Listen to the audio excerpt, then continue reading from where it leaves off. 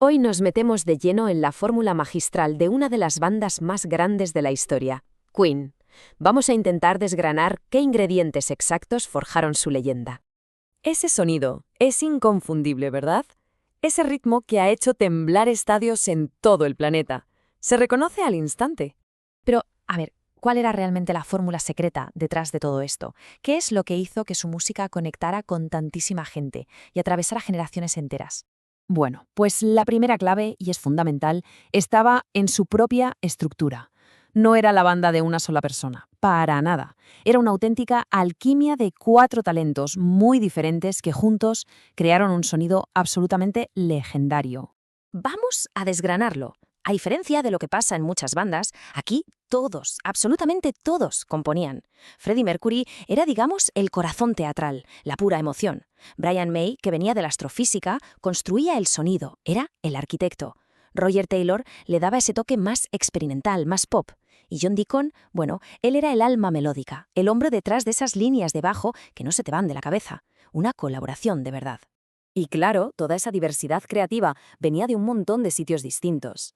Bebían de la ópera, con todo ese drama y esa grandiosidad, del rock clásico, por supuesto, de grupos como The Who, de toda la estética del glam rock.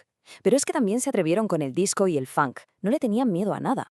Y ahora vamos a otro nivel. Vamos a hablar de la voz, a desvelar los secretos del que muy posiblemente sea el instrumento más icónico de la historia del rock. Y aquí, ojo, porque vamos a desmontar uno de los grandes mitos sobre Freddie Mercury. Siempre se ha pensado que era tenor por esos agudos, increíbles. Pues no, la ciencia dice otra cosa. Un estudio de su voz hablada encontró una media de 117.3 hercios, lo que lo coloca sin ninguna duda en el registro de barítono. Pero es que hay más.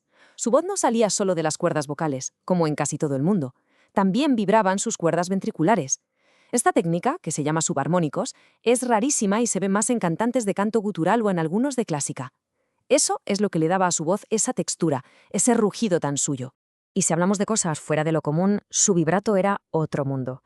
Sus cuerdas vocales vibraban a una velocidad y con una irregularidad increíbles. Para que nos hagamos una idea, un vibrato perfecto, como el de Pavarotti, está en 1.0. El de Mercury tenía una media de 0.57. Era un sonido prácticamente imposible de imitar. Claro, con todos estos ingredientes en la coctelera, ¿cómo no iban a crear una de las canciones más complejas y geniales de la música popular? Vamos a meternos de lleno en su obra maestra de 6 minutos. Es que Bohemian Rhapsody es, en el fondo, una ópera en miniatura. Pensemos en ello. Empieza con esa intro a capela, luego se convierte en una balada, de repente explota un solo de guitarra mítico, se transforma en una locura de ópera, ataca con un hard rock potentísimo y termina con una coda que nos devuelve a la calma. 6 actos en menos de 6 minutos, una barbaridad. Y lo más curioso de todo es que, con lo compleja que es la canción, Freddie nunca soltó prendas sobre su significado. Siempre decía que iba sobre relaciones y que cada uno tenía que escucharla y decidir por sí mismo. Ese misterio, por supuesto, no ha hecho más que agrandar la leyenda. Y esto nos lleva a la pregunta del millón, ¿no? ¿Qué estaba intentando decir en realidad? Esta pregunta nos saca de lo puramente técnico y nos mete de cabeza en el corazón del artista. Pues parece que para entenderlo hay que ir a un sitio más profundo, porque una parte enorme de su arte, del arte de Queen, nacía directamente del sufrimiento. La clave es entender cómo eran capaces de convertir el dolor más personal en himnos que todo el mundo sentía como suyos. Hay una frase del psicoanalista Carlos Pachurk que lo clava. Los caminos del sufrimiento conducen al campo del deseo y de la creatividad. Y eso es justo lo que hizo Freddie Mercury. Tomó su propio dolor y lo transformó en arte, creando una conexión brutal con su público. Y en medio de toda esa vorágine personal había una persona que era su ancla, Mary Austin. Fueron pareja, sí, pero incluso cuando lo dejaron, ella siguió siendo su compañera de vida, su confidente número 1, un vínculo de lealtad a prueba de todo.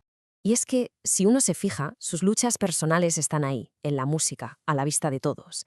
Ese deseo de liberarse en I Want to Break Free, la carga de tener que ocultar su enfermedad en The Great Pretender, o esa forma de enfrentarse a la muerte con una entereza brutal en The Show Must Go On. Su arte era su forma de sacarlo todo. El 23 de noviembre de 1991 tomó la decisión de acabar con el secretismo y confirmó públicamente que tenía SIDA.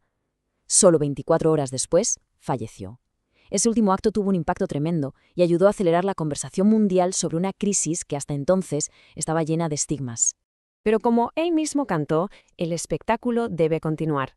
Y su legado, desde luego, sigue más vivo que nunca, gracias a una fórmula que, ahora, vemos con mucha más claridad. Al final, si lo pensamos bien, el legado de Queen es la suma de todo lo que hemos visto.